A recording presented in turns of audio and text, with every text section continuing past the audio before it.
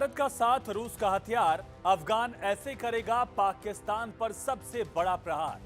तालिबान और रूस की डिफेंस डील, अफगान का अगला टारगेट लॉक। नमस्कार, जी मीडिया के डिजिटल प्लेटफॉर्म पर आपके साथ मैं हूं आयुष सूर्यवंशी। पाकिस्तान की तरफ से बयानबाजी हो रही है, लेकिन इसी बीच अफगान ने खेल कर दिया। एक तरफ तो पाकिस्तान के प्रधानमंत्री ने बयान में तालिबान पर हमला बोला। पाकिस्तान के प्रधानमंत्री शहबाज ने कहा कि तालिबान भारत के साथ मिलकर पाकिस्तान के खिलाफ काम कर रहा है, लेकिन अब पाकिस्तान को दूसरा लेकिन बड़ा झटका लगा।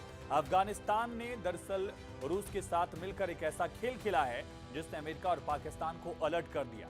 रूस ने तालिबान के साथ सैन्य सहयोग बढ़ाने का समझौता कर लिया है और इसके साथ दिखा दिया कि वो एक बार फिर से दक्षिण एशिया में एक्टिव हो रहा है और रूस अपना दखल पाकिस्तान के पड़ोसी मुल्क में बढ़ा रहा है।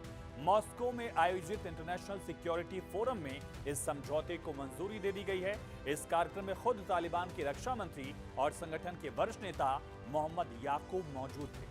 खास बात यह है कि जुलाई 2025 में तालिबान सरकार को मान्यता देने के बाद रूस पहली बार उसके साथ इतने उच्च स्तर पर रक्षा सहयोग की तरफ आगे बढ़ा है। हालांकि दोनों पक्षों ने समझौते की पूरी जानकारी सार्वजनिक नहीं की है, लेकिन इस कदम ने पूरे क्षेत्र के भविष्य के लिए एक नई बहस छेड़ दी है। पाकिस्तान की चिंताएं बढ़ा दी हैं, अमेरिका की मुश्किलें बढ़ा दी हैं, लेकिन सवाल ये भी उठ रहा है, क्या रूस इस डील के बाद अफगानिस्तान को मिग या सुखोई जैसे फाइटर जेट दे सकता है?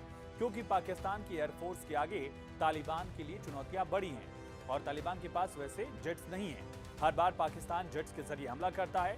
एक रिपोर्ट में तो यहां तक दावा किया गया कि तालिबान के रक्षा मंत्री ने रूस से आधुनिक एयर डिफेंस सिस्टम मांगा है।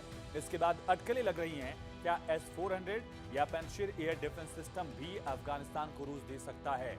इस समझौते की इसलिए भी चर्चा है क्योंकि रूस ने USSR के समय अफगानिस्तान पर हमला किया था, कब्जा किया था, तब यही तालिबान रूस से लड़ भी रहा था। लेकिन अब परिस्थितियां बदल गई हैं और यह समझौता सबसे ज्यादा अमेरिका और पाकिस्तान के लिए चिंता का सबब है।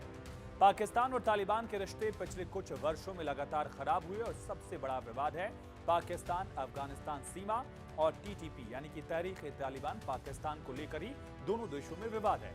पाकिस्तान लंबे समय से आरोप लगाता रहा कि TTP के इलाके अफगानिस्तान की जमीन का इस्तेमाल कर पाकिस्तान में आतंकवादी हमले करते हैं।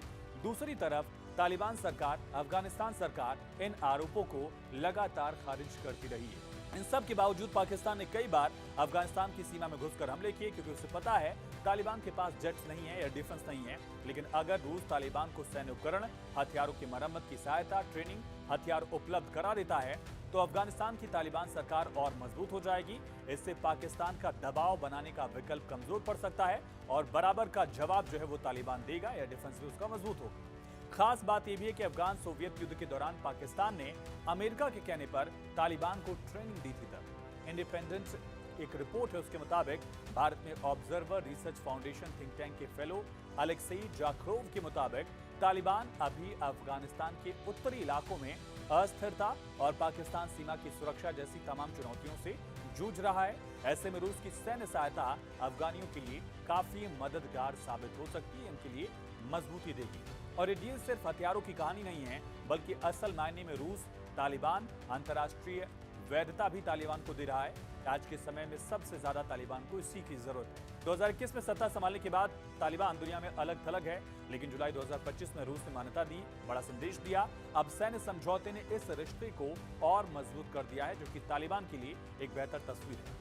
दूसरी तरफ अमेरिका और नेटो के अफगानिस्तान छोड़ने के बाद यहाँ एक खाली जगह, एक वैक्यूम पैदा हो गया है, जिससे भरने की कोशिश रूस लंबे समय से कर रहा है। और रूस की सबसे बड़ी चिंता ISIS की है। रूस को डर है कि अफगानिस्तान में सक्रिय आतंकी संगठन, इसका असर तजाकिस्तान, उज्बेकिस्तान, किर्गिस्तान और यहाँ तक कि रूस तक फैल सकता है। ISIS का असर।